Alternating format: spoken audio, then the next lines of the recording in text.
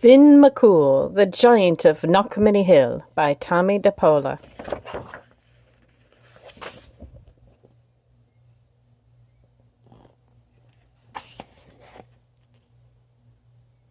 In olden times, when Ireland's glens and woods were still filled with fairies and leprechauns, giants too, lived on that fairy Emerald Isle. One of the finest of those big folk was Finn McCool, who was wed to the lovely great lass Una. They made their home on the top of Knockmany Hill. Now, as any good giant, Finn McCool had his work to do, so he was often away from home. Lovely Una did not seem to mind, for there was plenty to keep her own hands busy, spinning, knitting, and even giving a pretty touch to the great house. Life was pleasant indeed. One morning, when Finn McCool was busy working with his kin, building a causeway to Scotland, the word came that Cuchulainn was coming. Oh, Cuchulainn was a giant too, and without a doubt the strongest in that part of the world. When he walked, the very earth trembled, and with one blow of his fist he'd flattened a thunderbolt so it looked like a pancake.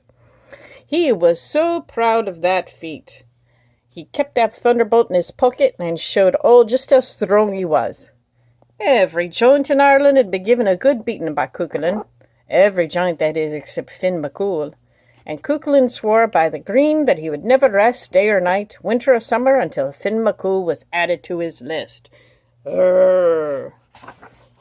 So far, Finn had been smart enough. He kept moving about whenever he heard that Cuchulainn was in the neighbourhood. But this time Cuchulainn was sure to get him. So Finn left the causeway and sped off for Knockmany Hill to his house and his darling Una. "Finn, my love," said Una, greeting him at the door. "What brings you home so early from your work?" "Ah, the chance to get a sight of you, my sweet thing," said Finn.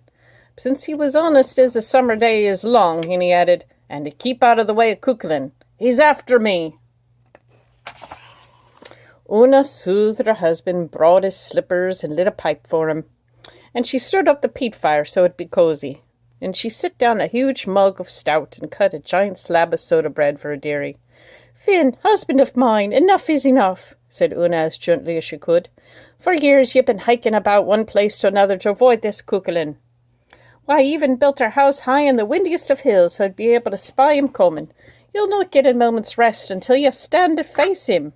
"Aye, I'll be getting a plenty of rest if I stand and he knocks me down. I don't have the heart to face a man who can make a young earthquake just with his walk, and who carries around a flattened thunderbolt in his pocket just to prove his strength." At that, Knockmany Hill gave a little dance. "He's coming," said Finn, his face turning green. "Now hush," said Una, "and give me time to think. Do you worry that I won't do all I can to help you settle this matter once and for all?" Una then worked a charm the fairies had taught her. She took 9 woolen threads, each a different colour, and braided them into 3 braids. And she put one on her right arm, one circling her heart, and the third round her ankle. Now nothing she could do could fail.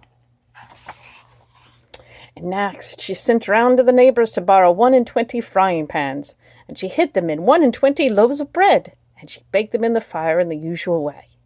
She set them in the cupboard with some bread that she had baked the day before, and took a pot of milk and made it into fresh wet cheese, and put it along with some white stones at the foot of the cradle she'd made. "Now, my darling," she said, handing Finn some baby clothes, "put these on and do everything just as I'm about to tell you.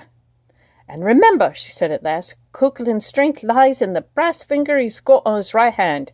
Now quick into the cradle, 'cause I hear that man mountain at the door."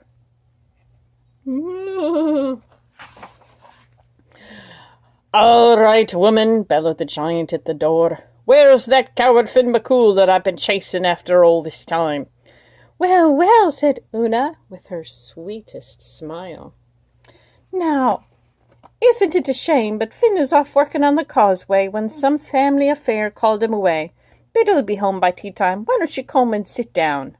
Poor Finn trembled in the cradle. "See this," said Cuchulainn, pulling out what looked like a pancake out of his pocket. "This was a thunderbolt until I caught and flattened it. That's what I'm going to do to Finn McCool too." "Tisk, tisk," said Una. "They may not be as easy as you think. Finn McCool's a big broth of a man. Why, look at a little baby, and you might get an idea of the strength and breadth of Finn himself."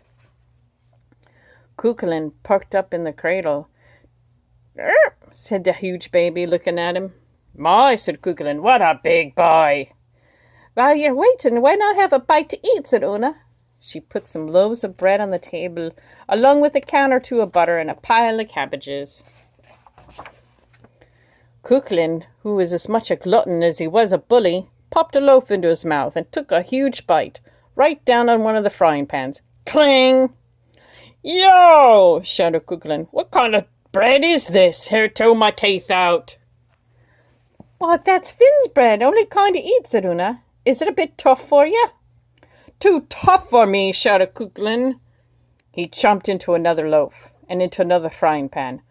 I'll not have a tooth left in my mouth, woman. There's 2 more out. Oh! The baby began to holler too. Hungry! Oh, my sweet dumpling, said Una, and she handed baby Finn a loaf.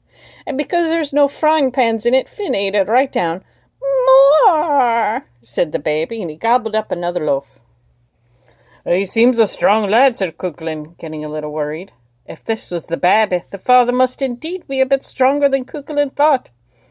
Oh, yes, said Una, beaming. Why, instead of dollies, he loves to play with those white stones in his cradle.